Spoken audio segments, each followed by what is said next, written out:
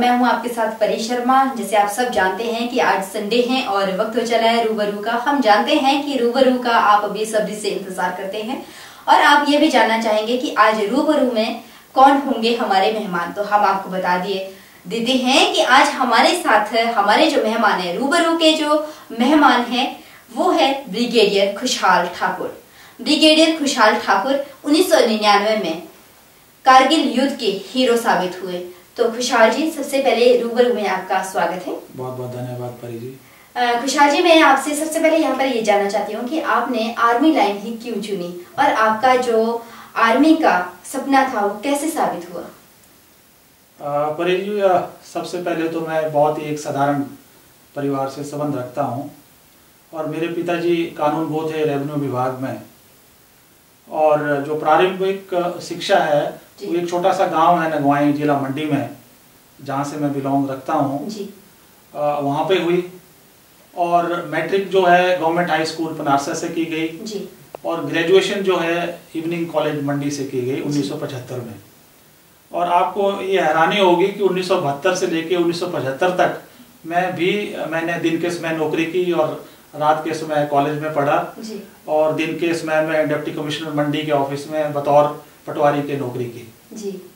1975 में मैं Indian army commission में सेलेक्ट हुआ और जुलाई 1975 से लेके 1.5 साल की ट्रेनिंग 1976 में पूरी की जी। और 15 दिसंबर 1976 को भारतीय सेना की एक बहुत काबिल यूनिट 18 ग्रेनेडियर्स में मेरा चयन हुआ।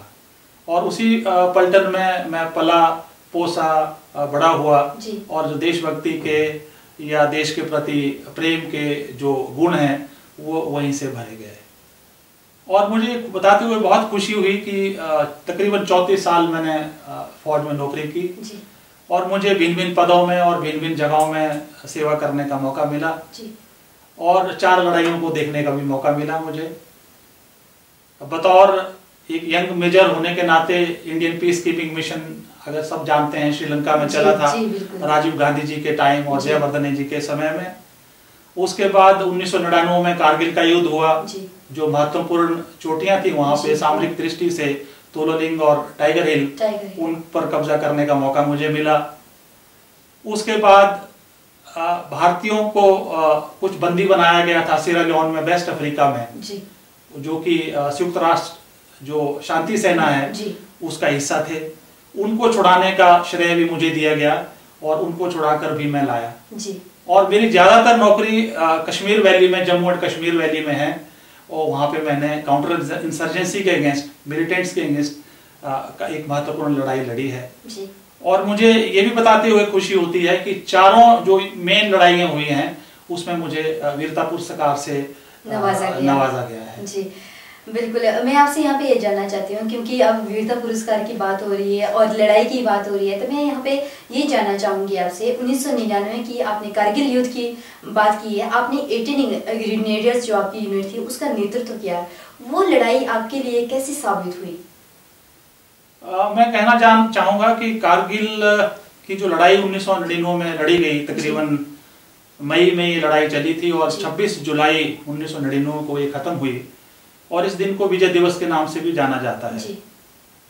कम से कम 2 चीजों के लिए ये लड़ाई बहुत महत्वपूर्ण है।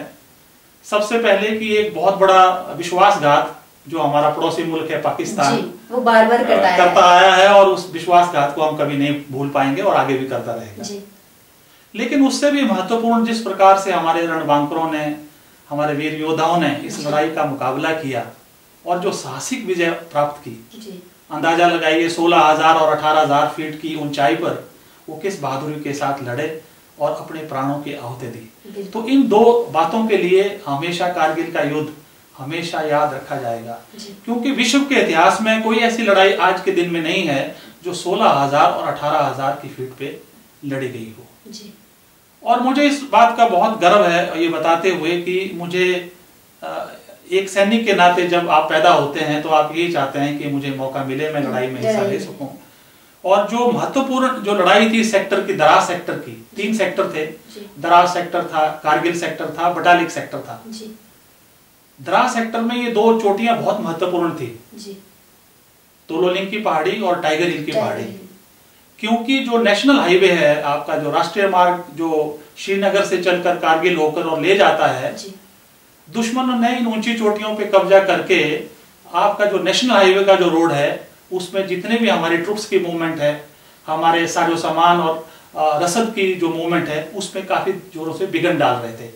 इसलिए जरूरी था कि इन चोटियों से जहां पे उन्होंने बहुत भारी मोर्चाबंदी की थी उसको हटाया जाए। तो मुझे फख्र है कि मेरे बहादुर जाबाजों ने, 18 ग्रेडियर्स ने इन दोनों पहाड़ियों के ऊपर कब्जा करके और ये जो महत्वपूर्ण सामरिक दृष्टि से जो काम था वो निभाया है। मैं आपसे यहाँ पे जानना चाहती हूँ, 18 ग्रेडियर जिसका नेतृत्व आपने किया, और उस वक्त आपको तो ये मालूम भी नहीं था, पता भी नहीं था कि वहाँ पे कितने दुश्मन होंगे, क्योंकि वो पहले ही वहाँ पे पहुंच चुके थे, उन्होंने कब्जा किया हुआ था उन पहाड़ियों पे, उनको खदेड़ना बहुत बड़ी बात थी। और जब उस वक्त आप नेतृत्व कर रहे थे, आपकी यूनिट मौत के मुंह में थी, उस वक्त आपके मन में क्या चल रहा था? परे जी, मैं सच बताऊं, जब ये लड़ाई शुरू हुई, बल्कि पूरा भारतवर्ष भारतीय सेना हम भी जानते हैं उस टाइम बहुत ज्यादा मुश्किलों का सामना करना पड़ा था, तो आप उस वक्त एक मुखिया के रूप में थे और आपकी सेना के मुंह में, तो वही मैं कहना चाहता हूँ, मैं वही कहना जा रहा हूँ कि हम लोग कश्मीर वैली में थे जी, और मेरी यूनिट सबसे नजदीक थी। जब इन घुसपैठियों ने हमारी सीमाओं पर अतिक्रमण किया, हमारी सबसे पहली यूनिट थी जो कि दरार सेक्टर में लाई गई। अब मुश्किलातें हर प्रकार की थी, इलाके की मुश्किलात थी क्योंकि टेरेन आपने देखा नहीं है, आप वैली में हैं, यहाँ पे हाई एल्टीट्यूड है, 16,000-18,000 फीट की ऊंचाई है, ऑक्सीजन की भारी मात्रा में कमी है, स्टीप ग्रेडियंट्स हैं, और छुपने के लिए या कवर लेने के घास का एक भी तिनका मात्र नहीं है। ये तो इलाके के हिसाब से हुई, और इसी के साथ साथ दुश्मन की एक्टिव फायरिंग चल रही है, उसका आर्टिलरी फायर चल रहा है, उसका मीडियम मशीन गन का फायर चल रहा है, उसके रॉकेट लॉन्चर के फायर चल रहे हैं, उसके आपके स्नाइपर फायर आपके ऊपर कर रहे हैं। प्लस अंदाजा लगाइए कि आपने बात की कि हमारे पास दुश्मन के बारे में इंटेलिजेंस भी नहीं है, ये भी खबर नहीं है कि ये रेगुलर्स आ गए हैं या मुजाहिदीन है, ये भी नहीं, उनके पास क्या हथियार है उसके बारे में हमें कोई खबर नहीं है। शुरू में जब मैं तोरोलिंग की लड़ाई में गया तो उस टाइम तो जो स्नो प्रोटेक्टिव क्लोथिंग है वो हमारे पास नहीं है, तोफ खाने की जिसकी भारी जरूरत पड़ती है लड़ाई के लिए, आर्टिलरी फायर के लिए, वो हमारे पास नहीं है। बफर्स तो बहुत बाद में आए, जब टाइगर हिल की लड़ाई हुई उसके लिए मेरे पास सारा साजो सामान था, लेकिन जो सबसे मुश्किल लड़ाई थी वो तोरोलिंग की पहाड़ी की थी, जबकि आपके पास ना जूते हैं, ना हाई एल्टीट्यूड का सामान है, ना अस्त्र है, ना शस्त्र है, और ना आपको समय पूरा दिया गया एक्लेमेटाइज करने के लिए।